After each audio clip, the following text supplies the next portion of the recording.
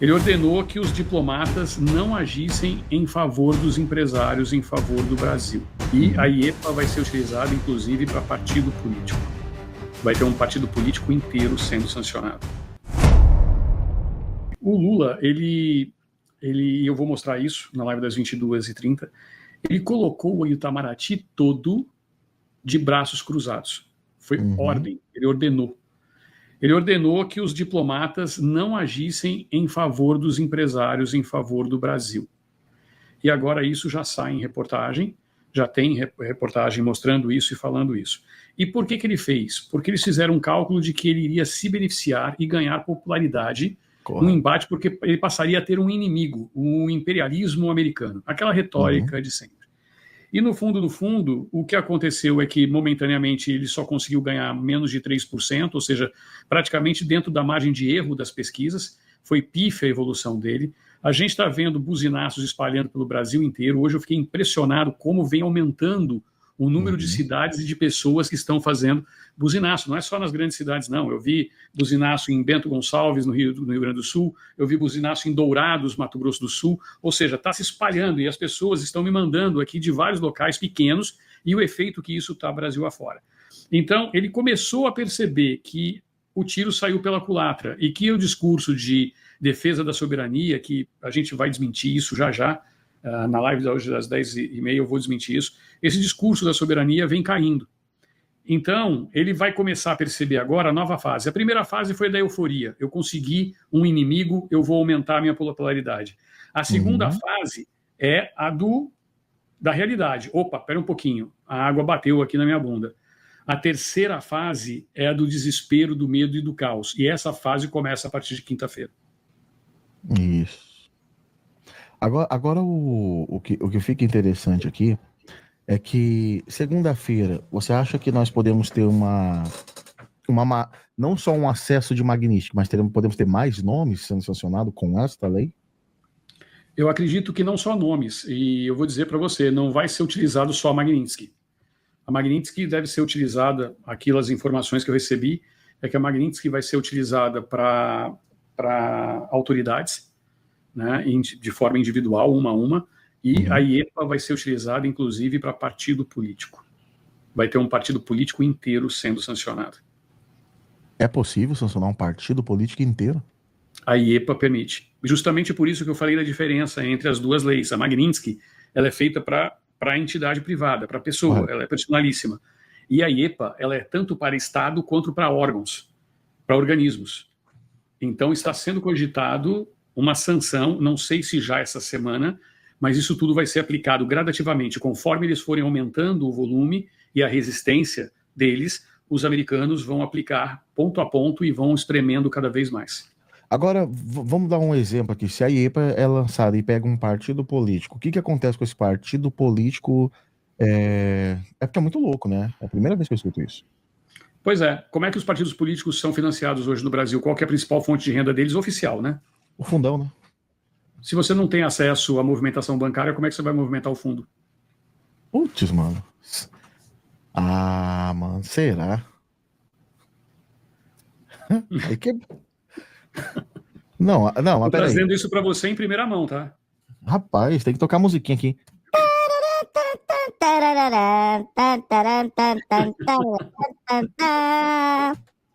Pronto. Isso tá na mão do Donald Trump e da sua equipe.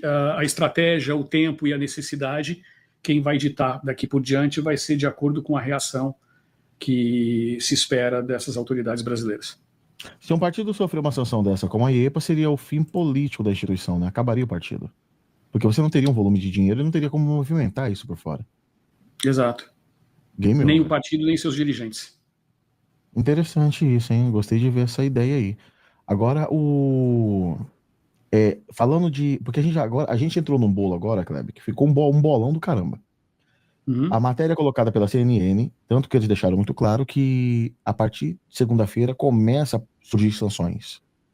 A gente tem o judiciário, a gente tem o entorno do Lula, e agora a gente tem um partido político, que um desses partidos pode sofrer sanções.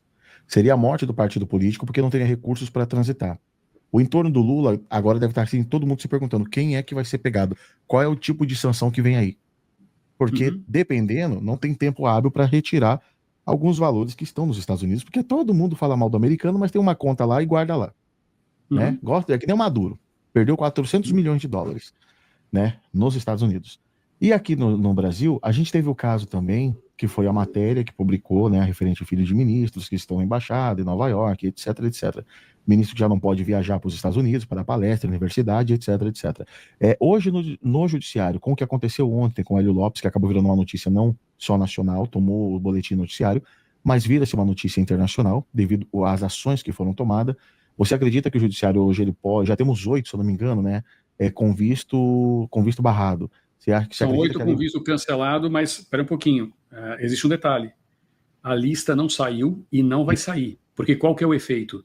As autoridades todos do entorno dessa, ou seja, juízes auxiliares, agentes da Polícia Federal, delegado da Polícia Federal, todos só vão saber quem foi sancionado ou não na tentativa. Se eles vierem para os Estados Unidos, eles podem ser barrados na imigração. Então, existe hoje um temor como um todo deles. Caramba, então não é só indo para ver. Exatamente, tem que pagar para ver. E quem vai querer pagar para ver? Que merda, hein? As sanções, além de serem aplicadas as duas leis ao mesmo tempo, tá? Está previsto aí um aumento do valor da tarifa para chegar a 150%, talvez já na próxima quinta-feira, porque as pessoas elas confundem um pouco a questão de horário, de fuso horário. O horário de Brasília não é o mesmo horário de Washington, existe uma diferença de fuso horário de 1 hora. Então as sanções começam a entrar em vigor a 1 hora da madrugada de sexta-feira. Então a 1 hora da manhã de sexta-feira, essa tarifa já está em vigor. Então todo e qualquer navio que aportar nos Estados Unidos a partir das 23 horas e 59 minutos, horário de Washington, em qualquer porto norte-americano, com produtos que venham do Brasil, recebem 50% a mais de tarifa. Agora, como é que fica aqui no Brasil? Porque assim, a gente tem o processo de empresas como a JBS, que foi muito beneficiada pelo governo da esquerda, entre outras empresas. Essa carne do Brasil que sai daqui para aí. Porque você tem o mercado mexicano, que está bem do lado aí dos Estados Unidos, que de repente pode até conseguir suprir isso daí. Como é que fica agora essa gestão? Porque esses empresários, eles não vão encurralar o Lula? Ou o Lula ligou F para essa turma? Essa pressão já está acontecendo, já existe uma revolta da própria Faria Limer, e essa matéria que eu vou soltar logo mais às 10h20 justamente mostra isso, ou seja, os empresários eles já estão se sentindo lesados e enganados.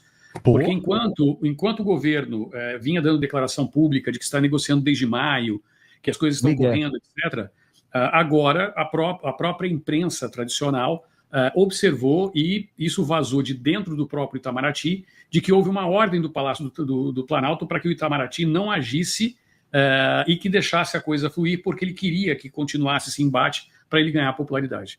Então, o meio empresarial já vai começar a ter uma certa revolta.